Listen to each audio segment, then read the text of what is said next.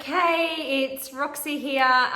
It's the 11th of June 2020, and I just thought I'd report on what's been happening with our ET encounters, UFO encounters, to keep this blog or this diarized journey recorded. So Pete and I have been doing dinner, getting the kids set up on a movie, baths and ready for bed, and then going outside and looking at the stars. And we've been laying down and looking up at the stars and waiting to see any activities coming. And basically every night we're getting between 5 to 10 and even more sometimes sightings of flying or moving objects in the sky, which is super exciting. Basically, they're moving, like they're not straight lines, and you know, one will shoot across and be lit and then just go to nothing. It's not a shooting star. We've seen those. We can identify the difference between the two.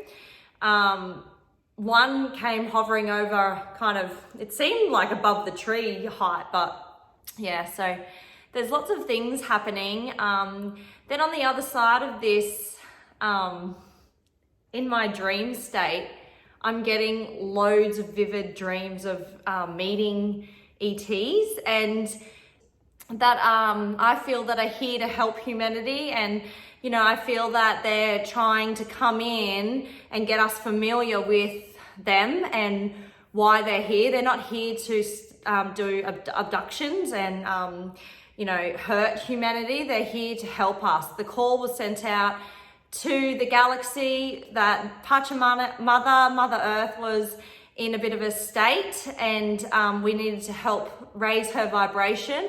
And so these extraterrestrial beings and intergalactic beings and light beings are all here, obviously because this is the most attractive planet in the galaxy at this point in time, and to try and help humankind, you know, help the earth raise its vibration and consciousness, and also the humans on earth as well. So anyway, in the dream, an intergalactic or galactic being came to me, and basically I was able to look out my window and see the lights moving objects in the sky like I normally can.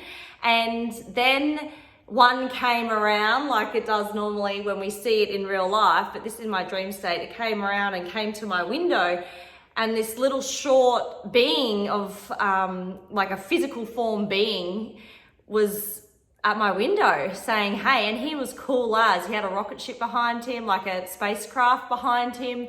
And it was using energy, light force to move it and to make it hover outside my window. And he was talking to me, like we were having a conversation, like, which went on, like, I feel like it went on all night long. So yeah, it was basically that he's been around, and we have humans have no idea what's actually happening at the moment. Like, they're constantly around us, these intergalactic beings. It's just that we can't see them because our consciousness isn't high enough, our frequency isn't high enough. So he's saying that he's been around me like for a long time. He's like this young little cool dude. He's like about this high, like maybe, you know, up to my like shoulders or just a little bit under. And yeah, he doesn't look like, he kind of looks like a human, but there's something a little bit different about the face and the width of the head and different things like that. And he was cool as, so fun, and it just brought a sense of like why, you know, I used to fear this first contact. I used to fear, what if I woke up and they were outside my window one night? I used to fear, just internally be scared, but that was just, you know, my perception on the whole intergalactic being. So I'm really starting to drop those, you know, that excess baggage, emotional traumas from past lives and from this lifetime, from my childhood, teenagehood and adulthood. And I'm finally becoming like okay with the fact that, hang on a second, these intergalactic beings might be really cool. Like, of course there would be. And it's just like my perspective on this fully changed. Like, it's like, they you know, there's all different types of beings here on Earth. There's, you know, people that are into skating, surfing, shopping. There's, you know, just all different interests and personalities. And why wouldn't that be the same for intergalactic beings? So anyway, this little guy, I didn't get his name, but he was really cool. He was a cool cat. He said that he's been with me for a long time, working, or not working, but being around me, living through me almost. He said, you know, humankind don't realize how lucky we are to experience a physical form like surfing. Like I used to surf when I was a young girl. Just, you know, when I was about 12, 13, I took up surfing, and it was so interesting because he took me back to that memory and showed me, like, he was there all those trips to Double Island Point at Rainbow Beach here in Australia. And, you know, it's just such an interesting thing. And I'm so fascinated with the whole universe, intergalactic beings.